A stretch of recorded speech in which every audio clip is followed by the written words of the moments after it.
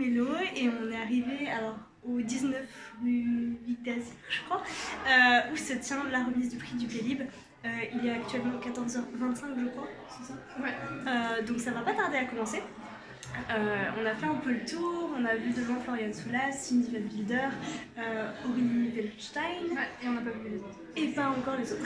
Voilà. Il y a pas mal de monde, ça commence à se remplir. Le bâtiment est immense. Ouais, il est magnifique. C'est vraiment. C'est sur quoi 5 étages du coup 2 en haut, 2 en bas et le rez-de-chaussée. Et donc voilà, pour l'instant il y a juste le rez-de-chaussée qui est très pris. Voilà. Et puis on a appris que Mélo allait nous faire un petit discours. Je sais pas au courant, je vais répondre. On va suivre avec vous cet événement et puis on vous fera un petit vlog et un bilan après.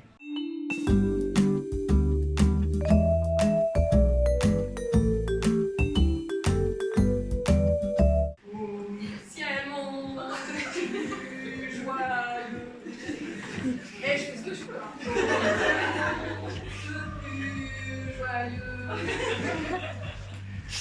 Les sacs sont d'un cœur. Et je me sens c'est normal, c'est de naissance. Il y a des suicides pour aimer quand même.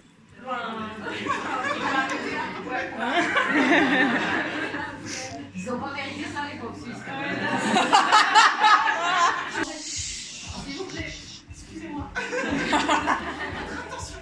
Ce qu'on va faire là, dans un premier temps, en fait, c'est qu'on va vous présenter un peu le tout nouveau projet. Et ensuite, on va reprendre un peu les éléments du PIB 2019, statistiques, comment ça s'est passé, etc. On va parler un peu du PIB 2020, qui arrive, le 31 octobre. Et enfin, des questions.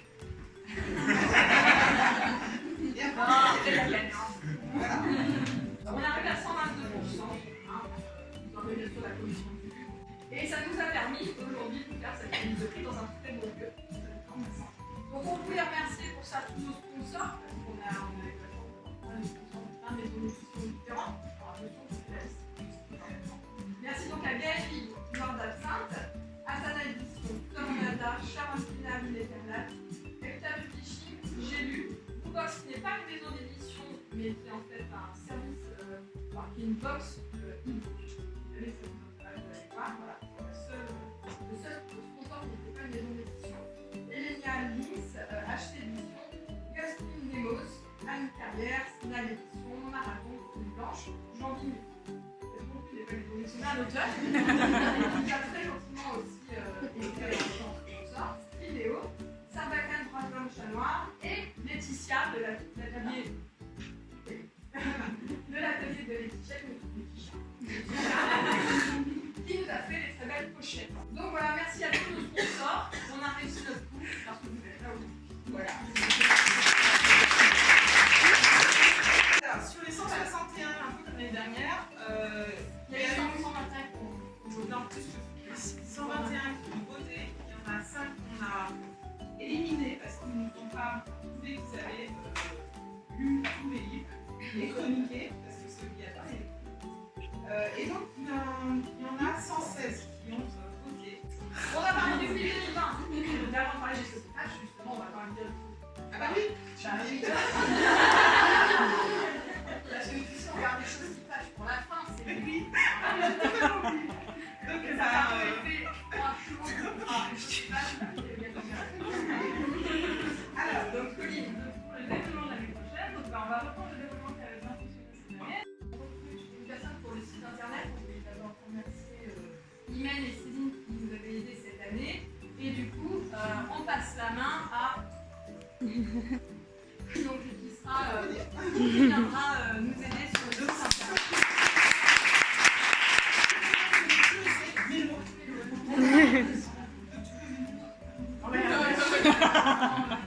Sur devant. Tout à fait, voilà. Donc voilà, on va avoir aussi 2 personnes qui vont venir faire la communication sur les réseaux sociaux. Donc Instagram, Twitter.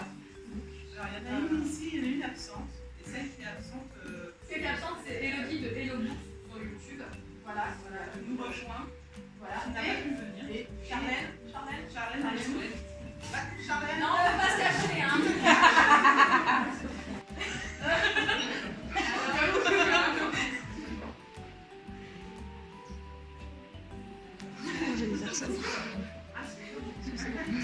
Tu mets le suspense. Ouais, franchement. Alors, vas-y, regarde.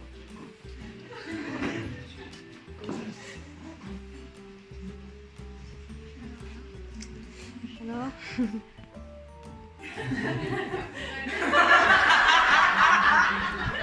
Bah c'est toi, hein, tu me donnes les Le livre gagnant du prix littéraire de l'imaginaire Bernard est La fille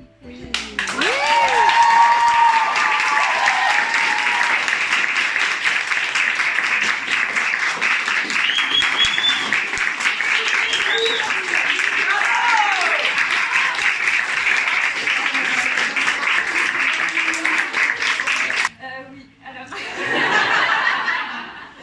suis un petit peu émue là. Je suis même pas sûre de pouvoir tenir le prix dans mes mains en fait parce que j'ai des bras en coton.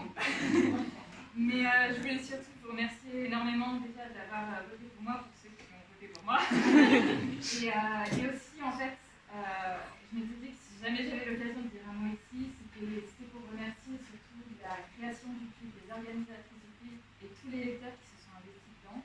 Parce que l'imaginaire français, il est un peu laissé de côté, on met souvent l'imaginaire anglophone en avant.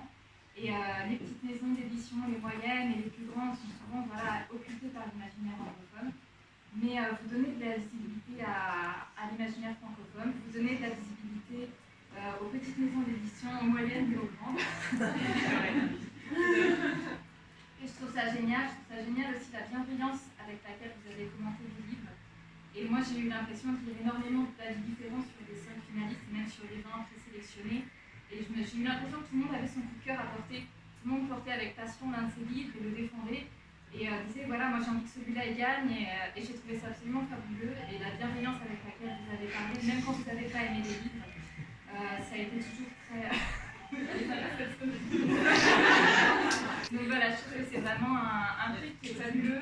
Et je félicite vraiment tous les sélectionnés de départ, les présélectionnés, les 5 finalistes aussi. Je pense qu'on a des univers tous très très différents et je vous remercie d'avoir porté nos univers de cette manière longitudinale. Voilà.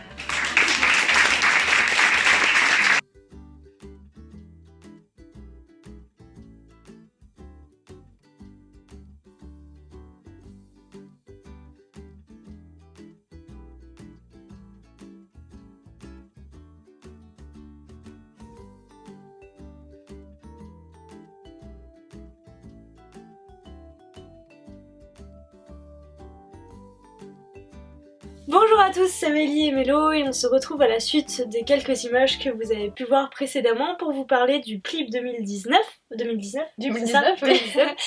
qui a pris fin ce week-end lors de la remise de prix auquel nous avons pu assister toutes les deux. Avant de vous parler de la remise, on va peut-être vous dire pour qui on a voté parce que je crois pas qu'on vous l'ait dit, même si bon ça semble assez évident quand même, je pense.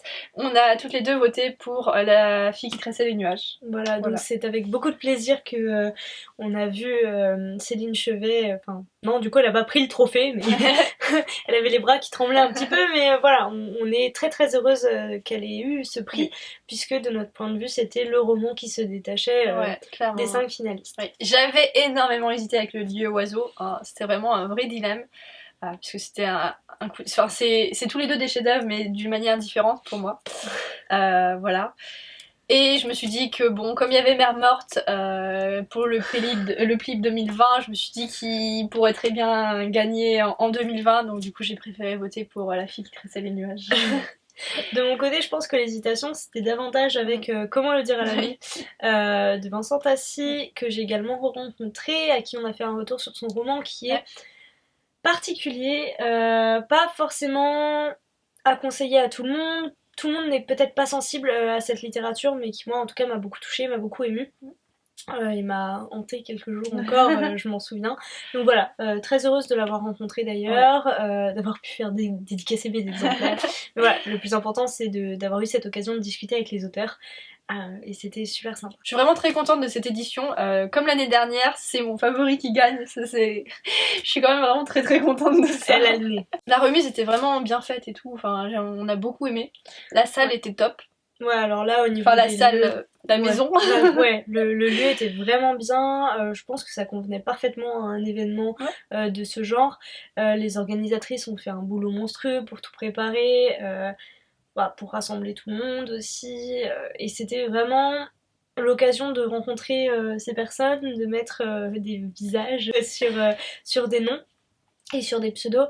Donc voilà, ça, puis d'échanger avec les auteurs encore une fois. Donc, tous les auteurs étaient là, enfin tous les finalistes étaient là. Et quelques-uns d'autres d'ailleurs. Ouais. Donc très, très bel événement. On n'avait pas pu y aller l'année précédente parce que c'était à Lyon. Là, la localisation à Paris rend l'accès, enfin, c'est un peu plus accessible, en tout cas pour nous. Donc c'était un vrai plaisir d'y être. J'ai récupéré aussi les contreparties que j'ai eues en échange de ma participation à la cagnotte Ulule. Je peux pas vous les montrer là, mais ne vous étonnez pas si très bientôt le fond de ce mur change, puisque j'ai notamment eu la très très belle affiche du Pélib. Alors du coup, Mélo me dit 2020. Non mais ça doit être 2019, t'as raison. Mais je pense que c'est 2019, qui est vraiment magnifique. Et donc dès que je la récupère, parce qu'elle est un peu en stand-by en transport, donc voilà, dès que je la récupère, elle viendra orner ce mur et le cadre changera un petit peu du coup. Et puis en ce qui concerne le roman, je vous le montrerai dans le book haul, puisque mine de rien on est quand même mi-octobre, et le book haul arrive début novembre. Une chose que je note en tout cas dans cette édition, puisqu'il y a quand même eu des modifications entre le prix 2019 et le prix 2020, pardon, 2018 et 2019, notamment au niveau du nombre de finalistes, mais aussi des choix qui étaient proposés. Le fait qu'on n'ait pas de romans anglophones, déjà je trouve que c'est vraiment pas mal, enfin c'est vraiment mieux en fait, c'est même pas que c'est pas mal, c'est que voilà, c'est la patte, c'est le prix littéraire de l'imaginaire Booktubers App France, c'est pour la France. On peut rencontrer les auteurs, ça promeut, c'est très moche, mais ça promeut l'imaginaire français. Francophone, pardon, ne vous fâchez pas. Francophone, comme l'a très très justement dit Céline Chevet lorsqu'elle a pris la parole lors de la remise du prix. Donc voilà, ça c'est une première chose. Et la deuxième chose, alors ça aurait pu arriver, mais ça n'est pas arrivé. Moi, ce qui m'avait un peu bloqué, et je vous l'avais dit dans mon bilan l'année dernière, c'est pour ça que je reviens dessus dans ce bilan-ci. L'année dernière, j'avais eu un gros blocage en fait entre... Parmi les finalistes, des romans très jeunesse, des romans jeunesse, young adulte, plutôt young que adulte, et je pense notamment au Sœurs Carmine qui vise quand même un public pas très âgé. Oui, mais il y a aussi des références pour les adultes. Donc oui, il est un non, peu... ça se lit, oui, ok, mais bon, c'est accessible en tout cas. Et face à ça, on avait un roman très clairement adulte de Estelle Faye, Les Seigneurs de Bohême, et j'avais trouvé que pour moi, enfin c'est clairement deux catégories. Donc voilà, en tout cas, ça aurait pu arriver, mais ça n'a pas été le cas et moi ça m'a vraiment facilité ma tâche de jury. Pour comparer les romans, c'est sûr que je pense c'est que plus facile. C'est essentiel quand on veut en élire un, d'avoir des bases comparables, ce qui pour moi n'avait pas été le cas l'année précédente. Même s'ils sont quand même tous très différents. Ils sont tous très différents, mais je pense qu'en termes de public, ça reste, enfin tout le monde pouvait les lire quoi. Voilà. Oui. Estelle Faye, c'était quand même... après, il y a Comment le dire à la nuit, qui au final a été un petit peu dur pour certains. Le Dieu oiseau. Oui, mais après, c'est d'accord, ce sont des livres qu'on confie à un public jeune adulte. Oui. Estelle Faye, moi j'avais trouvé, ne serait-ce qu'en termes de densité, bon, c'était un gros morceau qui était exceptionnel, on en a déjà parlé, mais voilà, pour des gens qui lisent pas forcément vraiment de la fantaisie pure, ça pouvait être compliqué. Comme vous avez pu le voir, parce que j'ai filmé des images, Mélo a fait sa petite intervention. Voilà. Ouais, j'étais pas préparée, mais j'étais pas prévenue en fait. Voilà, donc... Je sais pas si vous avez vu le live Insta, mais du coup je vais faire partie des organisateurs pour le PLIB 2020 et peut-être au-delà, pour la partie site web en fait, pour le développement web. Voilà. Donc on va suivre tout ça de très près et voir toutes les belles évolutions que va nous faire Mélo. Et donc on parle du PLIB 2020, donc du PLIB, PLIB 2020. Mélo s'est déjà inscrite. Ouais, et j'ai déjà proposé 3 livres, c'est lesquels. J'ai proposé Mère Morte, évidemment, puisque je voulais qu'Aurélie Wallenstein puisse gagner également en 2019, mais bon, il y avait deux auteurs que j'aimais beaucoup, donc il a fallu faire un choix. J'ai proposé Cendre également, qui a été écrit par une écrivaine dont j'ai déjà lu son premier roman et que j'avais beaucoup aimé, donc j'ai pas lu Cendre, mais son résumé me tente beaucoup, il m'avait été conseillé par certains, je crois, dans les commentaires. Et j'ai également proposé Les Noces de la Renarde, que j'ai lu, ça n'a pas été un coup de cœur, mais c'est quand même un bon roman qui mérite d'être découvert, donc je l'ai proposé puisque j'avais pas de meilleure idée. Pour ma part, je n'ai pas encore finalisé mon inscription. Je vais le faire tout prochainement. J'ai juste envie de me poser et de prendre le temps de voir la liste qui a été créée, qui recense les sorties donc non exhaustives de 2019 du coup. Il y a pas mal de belles sorties qui arrivent aussi en fin d'année, donc j'ai pas envie non plus de trop me précipiter. J'ai pensé, en tout cas, alors j'ai pas lu énormément de sorties francophones de cette année, à l'exception du coup des Noces de la Renarde de Florian Soulas et du Serment de l'Orage de Gabriel Katz. Je ne pense pas proposer Les Noces de la Renarde parce que je sais que comme Mélo au moins l'a proposé, elle sera dans la liste de toute façon. Donc du coup je vais plutôt miser sur des livres si possible que je n'ai pas vu dans cette liste, que je n'ai pas encore regardé. Mais je pense en tout cas proposer Le Serment de l'Orage parce que c'est du Gabriel Katz, même si de mon point de vue c'est pas le meilleur Gabriel Katz. J'ai pensé, Mélo m'a parlé de Cendre et c'est vrai que je me souviens que c'est un livre qui m'a fait de l'œil. J'ai vu passer Les Chevaucheurs de Brume qui me tente beaucoup. Le dernier qui m'a fait de l'œil et qui m'intéresse c'est Délius. Je pense que la liste est très longue, par exemple Ariel Holz va sortir un roman, deux romans. Il y a deux romans, il y en a un qui est déjà dans les présélectionnés au final, puisqu'il est dans les sorties. Ouais. Et le deuxième qui est L'âme vive, le tome 1. Et qui ma foi me parle bien. Donc même si voilà, je n'ai lu que, dans tout ce que je vous ai cité, je n'en ai lu que 2, mais je pense que ça mérite de prendre un peu le temps de regarder. Donc voilà, je vais me poser, je vais faire ça avant le 31 octobre. Et puis on a très hâte que ça commence, vraiment en tout cas. Oui, bah oui, moi aussi. J'ai vraiment hâte de fouiller dans les présélectionnés, d'en choisir 20, de me relancer dans ce processus. Voilà, j'espère que vous avez suivi avec plaisir notre aventure dans le PLIB 2019 et que vous allez continuer à suivre le PLIB 2020. En tout cas, nous, c'est un prix qu'on aime beaucoup. Il y a énormément de travail derrière tout ça fait par les organisatrices et voilà, c'est juste formidable. Encore une fois, ça nous a permis de découvrir des lectures qu'on n'aurait pas découvert autrement et ça c'est vraiment très bien. En plus ça nous permet de découvrir des romans francophones, donc bon c'est encore un plus. Donc voilà, on est vraiment très heureuse de cette remise, de ce prix et on a très hâte de commencer la suite. Donc en attendant ce démarrage, puisqu'on va essayer quand même de vous faire un suivi sur les présélectionnés qu'on aimerait voir, vous faire des vidéos peut-être un petit peu plus régulières. Donc en attendant la suite des aventures du PLIB 2020, on vous souhaite à toutes et à tous de très belles lectures.